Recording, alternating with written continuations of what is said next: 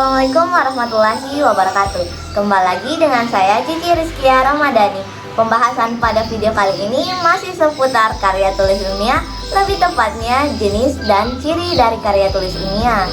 Namun sebelum lanjut ke penjelasan, teman-teman tolong tinggalkan like dan komen di kolom komentar di bawah ini ya.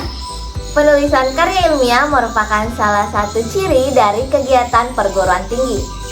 Hal ini dapat terlihat dari pemberian tugas kepada mahasiswa yang akan menyelesaikan studi mereka. Wijono menjelaskan ada 7 ciri dari karya tulis ilmiah. Yang pertama, jelas struktur dan maknanya. Yang kedua, singkat, berisi analisis dan pembuktian, serta menyajikan konsep secara lengkap.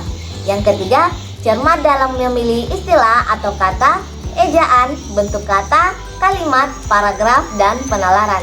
Yang keempat, mengemukakan konsep atau penemuan yang sudah ada dan mengembangkan penemuan yang baru atau konsep yang belum pernah ada. Yang kelima, objektif mudah diukur secara terbuka oleh umum, menghindarkan penggunaan persona dan ungkapan subjektif. Yang keenam, menggunakan unsur baku seperti kosakata atau istilah, bentuk kata, kalimat, dan penalaran ilmiah.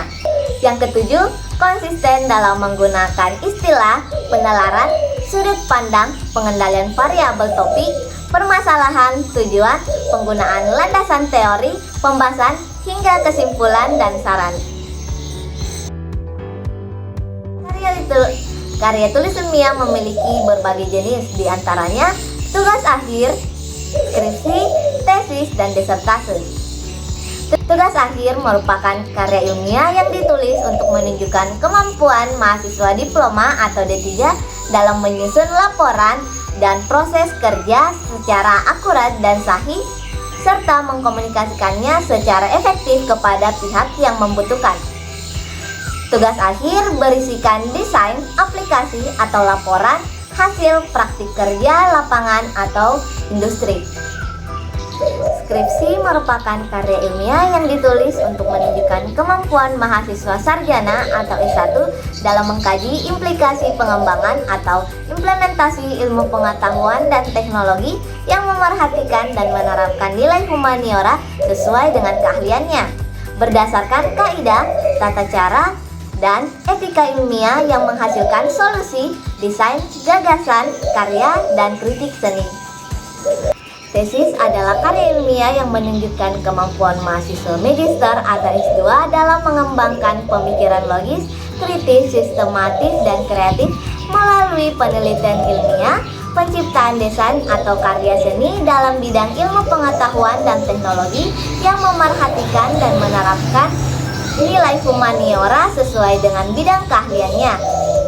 Menyusun konsepsi ilmiah dan hasil kajiannya berdasarkan kaidah, tata cara, dan etika ilmiah yang layak dipublikasikan dalam jurnal nasional ilmiah yang terakreditasi.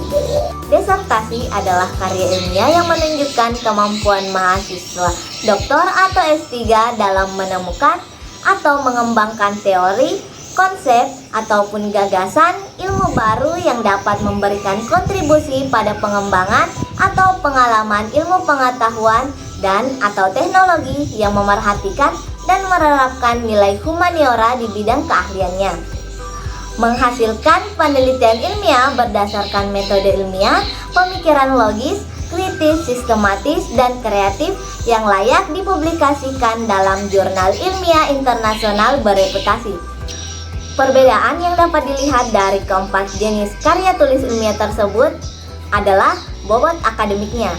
Dari keempat jenis karya ilmiah tadi, disertasi merupakan karya ilmiah yang memiliki bobot paling tinggi. Selanjutnya ada tesis, kemudian skripsi, dan yang terakhir tugas akhir. Selain 4 karya ilmiah tersebut, jenis-jenis karya ilmiah lain yaitu artikel, makalah, dan laporan penelitian. Yaitulah tadi penjelasan singkat saya seputar jenis dan ciri dari karya tulis ilmiah. Terima kasih kepada teman-teman yang telah setia menonton hingga sedetik ini. Maaf pula jika terdapat banyak kesalahan dalam pengucapan. Wassalamualaikum warahmatullahi wabarakatuh.